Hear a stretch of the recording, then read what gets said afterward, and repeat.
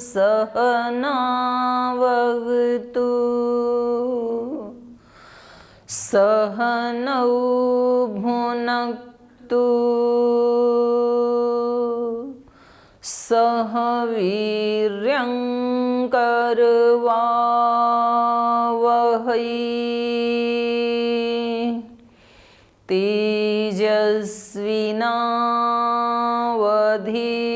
तेजस्विनावधीतमस्तु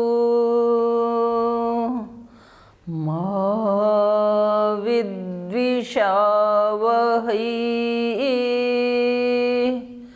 ओम शांति शांति शांति।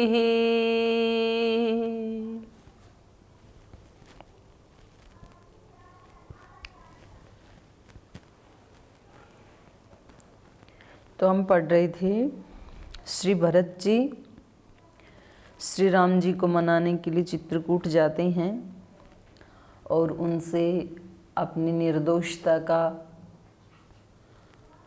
अनुनय विनय करते हैं और आप ही राजा हैं, आप धर्मज्ञ हैं, आप सत्य पराक्रमी हैं और सुमहायशा हैं। तो इस प्रकार से अनेक प्रकार से उनकी स्तुति गान करते हैं, उनसे प्रार्थना करते हैं, उनसे याचना करते हैं कि आपके रहते हुए मैं कैसे राज्य को स्वीकार कर सकता हूँ। लेकिन श्री राम, क्योंकि ये भी धर्मज्ञ हैं और ये उस दिन भी हम चर्चा कर रहे थे कि इनको संस्कार ऐसे मिले हैं कि ये लोग संपत्ति से ज़्यादा संबंधों का सम्मान करते हैं और अधिकारों से ज़्यादा कर्तव्यों का पालन करते हैं।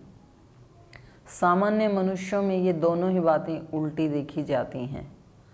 जब संपत्ति की बात आती है तो हम संबंधों को ताक पर रख देते हैं और जब अधिकारों की बात आती है तो हम कर्तव्यों को भुला देते हैं। बस ये दो बातें महापुरुषों में बिल्कुल विपरीत होती हैं। तो उन्होंने कहा कि पिता का जो निर्देश है वो मेरे लिए ज़्यादा महत्वपूर्ण है, क्योंकि वो मेरा कर्तव्य बनता है पिता की आज्ञा का पालन।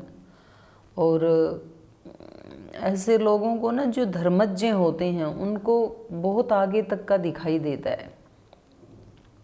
उनको पता है कि अगर इस समय हम चूक गए तो हम एक सामान्य मनुष्य ही रह जाएंगे और ये एक अवसर भगवान ने जीवन में दिया है। इस समय यदि हमने इस कठिनाई को पार कर लिया तो हम सारी दुनिया के लिए एक आदर्श बन जाएंगे। जैसे गीता में भी भगवान योगेश्वर कृष्ण कहते हैं कि तीनों लोकों में मेरे लिए करने योग्य कुछ भी नहीं है, लेकिन तो भी मैं इसलिए कर्म करता हूँ ताकि दूसरे लोग जो हैं वो उसको देख करके हमारा आचरण कर सकें। क्योंकि जैसे जैसे श्रेष्ठ पुरुष चलते हैं वैसे वैसे ही फिर सब उनका अनुगमन करते हैं। तो ऐसी जो महान आत्माएं होती हैं उनको पहले से ही पता होता है, वो पहले से ही उनके हृदय में ज्ञान का इतना प्रकाश होता है कि उनको पता है कि ये संसार के जो सुख दुख हैं ये स्थायी नहीं है। आज यदि सुख आया है तो ये कल चला भी जाएगा, आज यदि कोई दुख आया है तो ये कल चला भी जाएगा। लेकिन जो अपने संस्कार और अपने जो कर्तव्य और कर्म जो हम बनाते हैं रोजाना, वो कभी नष्ट नहीं होता है। तो इस बात को श्रद्धेय स्वामी जी महाराज ने भी कई बार हमें सिखाया है कि आज के सुख के लिए कभी भी व्यक्ति को अपना इतिहास और भविष्य खराब नहीं करना चाहिए। आज के किसी दुख के कारण व्यक्ति को अपना इतिहास और भविष्य खराब नहीं करना चाहिए, क्योंकि आज जो हम इस क्षण जो हम कर्म कर रहे हैं, अगले ही क्षण वो इतिहास बनने वाला है और उसका जो प्रतिफल आएगा वो अगले ही दिन हमारा भविष्य बनने वाला है। तो जिस समय हम जो कर्म कर रहे हैं उस समय बस हम थोड़े से जागरूक हो जाएं कि एक तो हमें अपने कर्तव्य कर्म को कभी नहीं छोड़ना है, स्वधर्म को नहीं छोड़ना है, चाहे उसमें दुख भी क्यों ना मिल रहा हो। और दूसरा, वो धर्म के विरुद्ध नहीं होना चाहिए। हमारा जो कर्तव्य कर्म है उससे किसी दूसरे को कोई हानि नहीं होनी चाहिए। मनुष्यों की तो बात ही छोड़ो, किसी जीव मात्र को भी हानि नहीं होनी चाहिए। ऐसा यदि कोई कर्म है तो उसको करते हुए चाहे हमें कष्ट भी क्यों नहीं आ रहा हो, तो ऐसे होता ही है प्राय।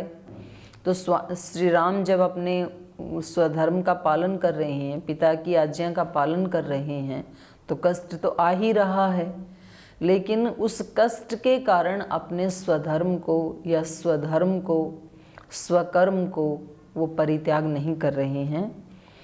और दूसरी तरफ भरत की याचना फिर व्यर्थ ही चली जाएगी क्या, तो उसका भी वो सम्मान कर रहे हैं, उसको भी नहीं दुत्कार रहे हैं। तो उनको अपने चरण पादुका दे दिए उन्होंने। चरण पादुके च अस्य राज्याय न्यासम दत्वा पुनः पुनः निवर्तयामास ततः। उनको अपनी, वो कहते हैं, भरत जी कहते हैं कि आप फिर मुझे कोई ऐसा चिन्ह, अपनी कोई निशानी दे दीजिए जिसको मैं प्रतीक मान करके और उसको राज्य सिंहासन पे रख सकूं। तो श्री राम कुछ उसके बारे में सोचते उससे पहले ही उन्होंने बोल दिया कि भैया आप मुझे, मैं और तो कोई चीज़ आपकी धारण नहीं कर सकता हूँ, ये चरण पादुका मैं अपने सिर पे धारण कर सकता हूँ। यहाँ भी भरत जी का कितना विनम्र चरित्र दिखाया जा रहा है। कोई और भी उनका वस्त्र भी मांग सकते थे। एक बार जब महात्मा बुद्ध अपनी पूरी साधना पूरी करके और वापस जब बस्ती में आए, उसी गांव में आए जहां उनका जन्म हुआ था, और वहां पर एक आश्रम बनाया, तो सबसे पहले तो वो राजमहल में गई। तो पिता उस समय जिंदा ही थे, महाराज शुद्धोधन। तो उन्होंने कहा कि जब सबके यहाँ भोजन के लिए जाते हैं तो एक दिन आप हमारे यहाँ भी, एक सन्यासी के रूप में हमारे यहाँ भी एक प्रीति भोज के लिए आएं।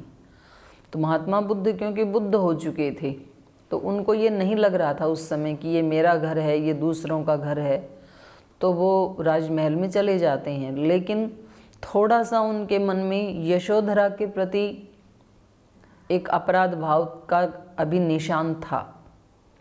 उनको लग रहा था कि मैंने उसको रात को सोते हुए छोड़ दिया था, तो ये उसके प्रति अपराध है, मैंने उसको बताया नहीं था। तो अपने मन में ये सोच के गए थे कि वो चाहे मेरे को कोई उलाहना देंगी, कोई टॉन्टिंग करेंगी या कोई शिकायत करेंगी, कुछ भी करेंगी वो, तो उन्होंने अपने शिष्यों को बता दिया था कि आप लोग ना कोई प्रतिकार मत करना, कोई रिएक्ट मत करना, वो जो भी कहें मैं वास्तव में उसका अपराधी हूँ। तो वो वहाँ जाते हैं और वहाँ आसन बिछे हैं, और जो यशोधरा हैं, तो जैसे ही महात्मा बुद्ध महल से गए उसी दिन से वो सन्यासिनी बन गई थी। बिल्कुल एक तपस्वी जीवन उन्होंने महल में रहते हुए जिया, जैसे भरत ने जिया।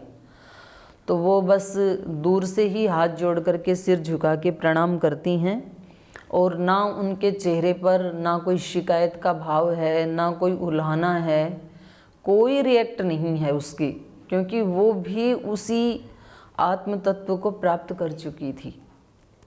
तो महात्मा बुद्ध ने कहा कि आज मुझे पता लगा कि जो एक नारी है वो कितनी कमज़ोर होते हुए भी कितनी स्ट्रॉन्ग हो सकती है। ऐसे लगा था कि उसका हृदय बड़ा कोमल होता है, तो शायद वो बहुत रोएगी मुझे देख करके, शायद वो कुछ उल्हाना देगी, शायद वो कोई शिकायत करेगी। लेकिन आज जो मैंने यशोधरा का स्वरूप देखा तो मेरा सिर श्रद्धा से झुक गया।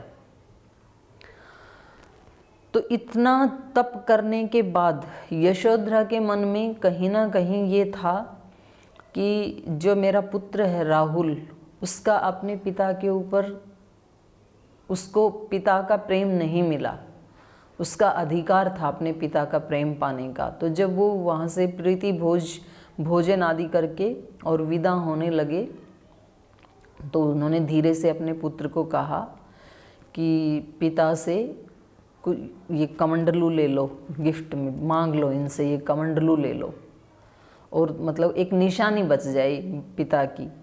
तो राहुल ने कहा कि आप दीजिए ये कमंडल आपका, मैं वहाँ तक पहुँचा देता हूँ।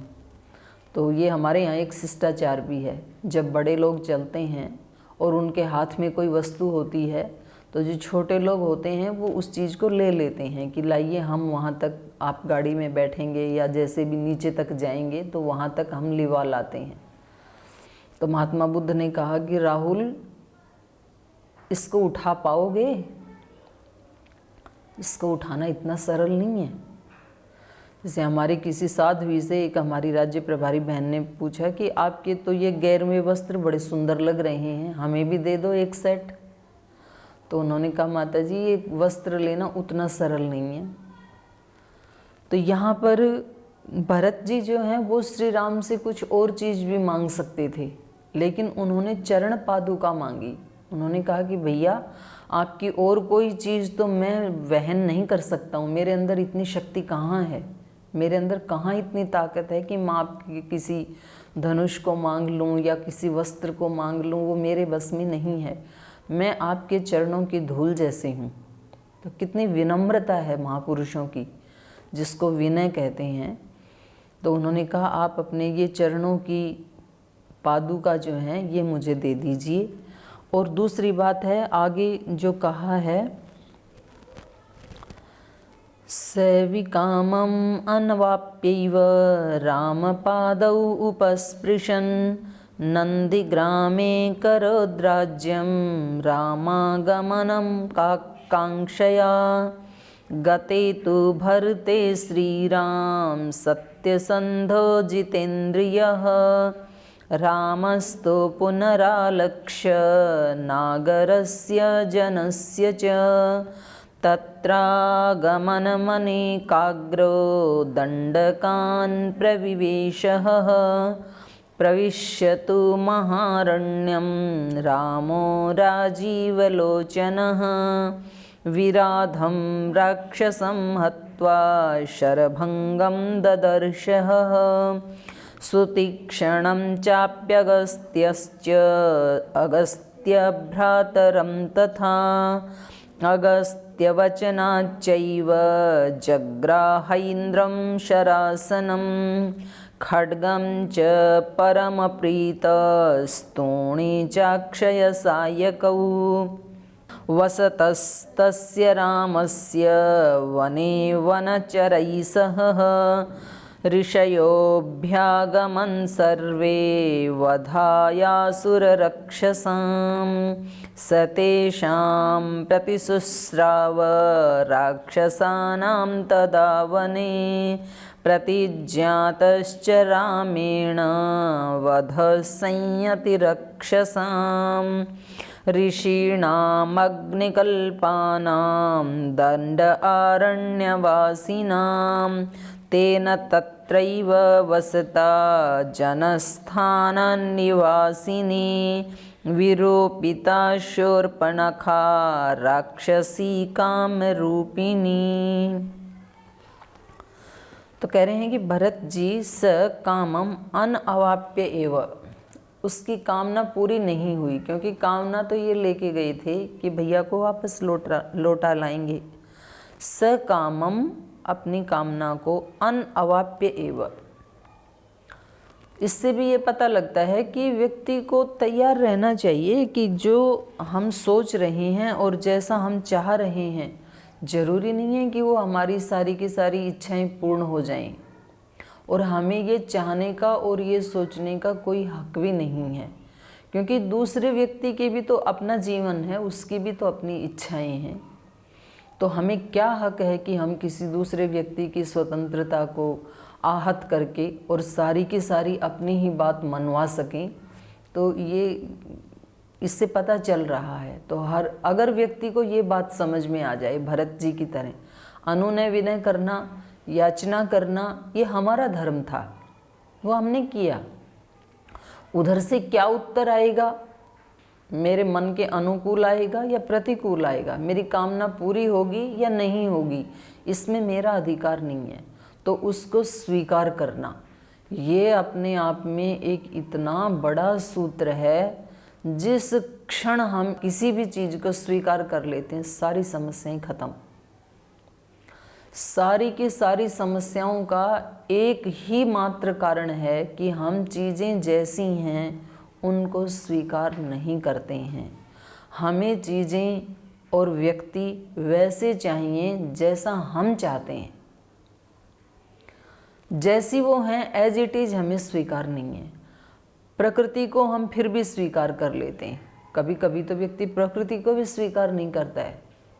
कभी कभी तो कुछ तो इतने ज़्यादा कुतार्किक होते हैं, वो उसी में ही उलझे रहते हैं। नीम कड़वा क्यों है, नींबू खट्टा क्यों है, गन्ना मीठा क्यों है, आज इतनी सर्दी क्यों है, आज इतनी गर्मी क्यों है। लेकिन प्रकृति को फिर भी व्यक्ति, ज़्यादातर व्यक्ति स्वीकार कर लेते हैं। व्यक्ति सोचता है भाई सर्दी है, ठीक है कंबल निकाल लेते हैं, गर्मी है चलो पंखा चला लेते हैं, और ज़्यादा है तो कूलर एसी चला लेते हैं। चीज़ें फिर भी स्वीकार कर लेता है। भाई यहाँ पर हम राजस्थान में रहते हैं, या केसर नहीं मिलेगी, इस स्थान पे ये चीज़ें होती हैं तो हमें यही खाने को मिलेंगी। लेकिन व्यक्तियों को व्यक्ति स्वीकार नहीं करता है। एक घर में, परिवार में झगड़ा ही इस बात का है कि बहू जैसे चाहती है कि सास को ऐसे होना चाहिए, सास वैसी होती नहीं है और बहू कभी खुश होती नहीं है। एक सास चाहती है कि जो मेरे घर में बहू आई है उसको ऐसा होना चाहिए, और वो वैसी होती नहीं है। उसका भी तो एक अपना अस्तित्व है, अपना एक अलग व्यक्तित्व है, उसकी अपने संस्कार हैं, कई जन्मांतरों के संस्कार हैं, उसकी भी तो अपनी पूरा पीछे का कर्माशय साथ है। तो वो हमारे अनुकूल कैसे हो सकती है? वो कभी अनुकूल होती नहीं है और सास कभी खुश होती नहीं है। गुरु शिष्य में भी यही संघर्ष है, विद्यार्थियों में, अध्यापक में भी यही संघर्ष है, एम्प्लॉयज़ में और बॉस में भी यही संघर्ष है, एक मित्र में भी यही संघर्ष है, पति पत्नी में भी यही संघर्ष है। जहाँ भी व्यक्ति का दूसरे व्यक्ति के साथ कहीं कांटेक्ट है तो व्यक्ति चाहता है कि 100% मेरे अनुकूल होना चाहिए, तब मैं खुश रह सकूं।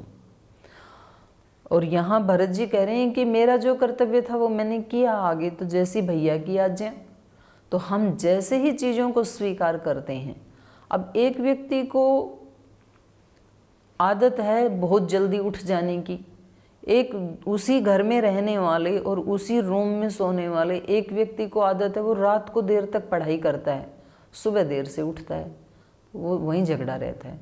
वो कहते हैं कि देखो जी मैं इसमें क्या गलत कह रहा हूँ, सुबह सुबह उठना कितनी अच्छी बात है, ब्रह्म मुहूर्त में उठना, उस समय ध्यान करना चाहिए, उस समय जप करना चाहिए, योग करना चाहिए, तो मैं इसके हित के लिए कह रहा हूँ, और ये सुनते ही नहीं है। दूसरा व्यक्ति कहता है जी आप इनको ये बताओ कि जो व्यक्ति रात को 12 बजे आता है, 1 बजे आता है और 12-1 बजे तक मतलब अपना काम करता है या पढ़ाई करता है या बिजनेस व्यापार का लैपटॉप पे काम करता है, अब जो बंदा 2 बजे सोया है वो व्यक्ति 4 बजे कैसे उठ जाएगा? तो वो कहते हैं कि ये 4 बजे उठ के भी तो काम कर सकते हैं, रात को जल्दी सो जाया करें। वो कहते हैं जी लैपटॉप चलता ही रात को है जब सारी लाइनें बंद हो जाती हैं, और हमें जल्दी नींद आती ही नहीं है, हम सोना भी चाहें तो हमारे को काम करने की आदत है। अब ये दोनों यदि दोनों को स्वीकार कर लें, अभी तीसरा व्यक्ति क्या निर्णय देगा?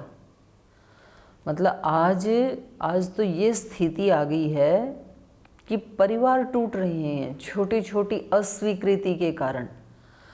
पत्नी को पति इसलिए पसंद नहीं है, उसको खर्राटे आते हैं, तो बोले मैं नहीं रह सकती हूँ इसके साथ, तलाक हो जाता है। मैं अभी कुछ दिन पहले ही उस पर सोशल मीडिया पे देख रही थी, किसी ने डाल रखा कि वो एडवोकेट के पास जाते हैं दोनों पति पत्नी, बोल जी हम साथ नहीं रह सकते हैं। तो एक बहन बता रही थी गुजरात की, बोले हमने पूछा कि झगड़ा क्या है आप में, मतलब दिक्कत क्या है, दोनों में परेशानी क्या है? बोल जी जिस रूम में हम रहते हैं तो मेरा सोने का इधर स्थान है, इसका सोने का इधर स्थान है, तो मेरा वाला जिधर स्थान है उसकी तरफ बाथरूम है, ये जब बाथरूम से आता है तो टॉवल मेरी तरफ डालता है बेड के ऊपर। मैं इसको रोज़ बताती हूँ कि मेरी वाली साइड में टॉवल नहीं डालना, और ये है कि वहाँ से बाहर निकले और तुरंत टॉवल वहाँ। अब ये कोई कारण है घर टूटने का? मतलब ये एक, या तो वो व्यक्ति स्वीकार कर ले कि भाई इसको ये पसंद नहीं है, नहीं है तो नहीं है, तो इधर डाल दे। या तो पत्नी स्वीकार कर ले, भाई इसके संस्कार ऐसे हैं कि इसको बाहर आते ही फेंकने की आदत है, तो कोई बात नहीं। एक व्यक्ति को कौन सी सब्जी पसंद है, दूसरे को कौन सी पसंद नहीं है, इसी के ऊपर झगड़े हो जाते हैं। मतलब इतनी छोटी छोटी बातों पे होते हैं। हम ये नहीं सोच पाते हैं कि वो जो व्यक्ति है जिसको आज मैंने शिक्षा दी है, जिसको आज मैंने पढ़ाया है, उसके अंतःकरण में केवल मात्र यही संस्कार नहीं हैं, पहले से भी लेके आ रहा है, वो लेके चल रहा है। वो कहाँ जाएंगे? वो तो उसने दग्ध बीज अभी नहीं किए। और किसी व्यक्ति को वास्तव में यदि बदलना भी है तो उसका एकमात्र तरीका यही है कि पहले उसको स्वीकार करो। जैसे माँ बच्चे को स्वीकार करती है, उसके बाद बच्चे में बहुत सारे परिवर्तन कर देती है। पिता कभी परिवर्तन नहीं कर पाते, प्रायः कुछ एक आध ऐसे हो मिल जाएंगे आपको पिता भी, लेकिन माँ क्या करती है, पहले बच्चे को स्वीकार करती है, वो जैसा भी है। वो अपराध भी करके आता है, उसकी बुरी आदतें भी हैं, तो भी पहले आके उसको खाना खिलाती, बेटा पहले खाना खा ले, तेरे को भूख लगी। जब उसका पेट भर जाता है, उसको तृप्त कर देती है, फिर उसको बताती है, देखो बेटा अपने कुल खानदान में इस तरह की काम करना अपना इतिहास नहीं है, तो आपको वहाँ से हट जाना।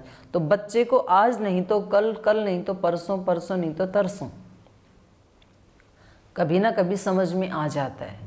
और माँ इतनी स्ट्रांग होती है कि मतलब समझाते समझाते यदि उसकी मृत्यु भी हो गई ना, तो मरते समय भी यही बात कह के जाती है।